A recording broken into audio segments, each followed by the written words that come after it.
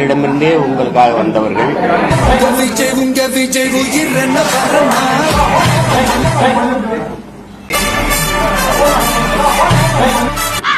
இங்க படுத்துற இன்சுனால தாங்க முடியலையே.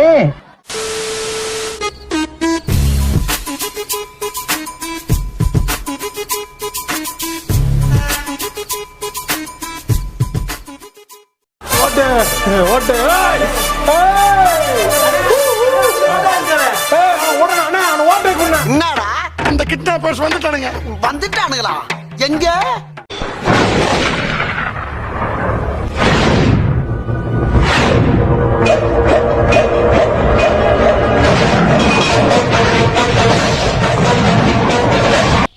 ரைட்லா ரைட் இருந்தா ஊருக்கு இல்லைன்னா சாமிக்கு.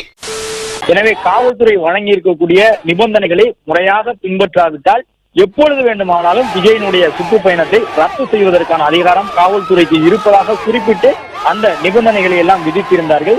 ரூல்ஸ் அண்ட் ரெகுலேஷன்ஸ் எங்களுக்கு இல்ல, உங்களுக்கு இருந்தா மீறப்படும். போலீஸ் கிட்ட பர்மிஷன் வாங்கி பண்றதுக்கு இது ஒண்ணு ஊர்வலம் இல்ல, கிரிவலம். அந்த ஆண்டவன் கிட்ட பர்மிஷன் வாங்கிட்டு அவங்கிட்ட ஆசீர்வாதம் வாங்கிட்டேன். இந்த நிலையில் தான் சரியாக விஜய் 10:30, 35 மணிக்குள் மரக்கடை பகுதியை சென்றடைவாரா என்பது ஒரு பெரும் கேள்வியாக இருக்கின்றது. ஆயிரக்கணக்கில் விஜயனுடைய தொண்டர்கள் வந்திருக்கின்றார்கள். சார் இப்படியே மசமச நின்னுக்கிட்டா அப்படி சார்? மனுஷனுக்கு எவ்வளவு வேலை இருக்கு, ஏதாச்சும் ஒரு முடிவுக்கு வாங்க சார்.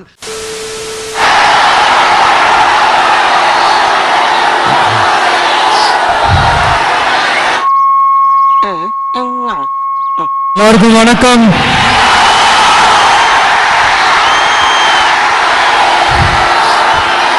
நான் பேசுறது கேக்குதா? அம்மாடி என்ன சத்தம்? ஓபன் ஆயிருச்சு. சரிப்பா.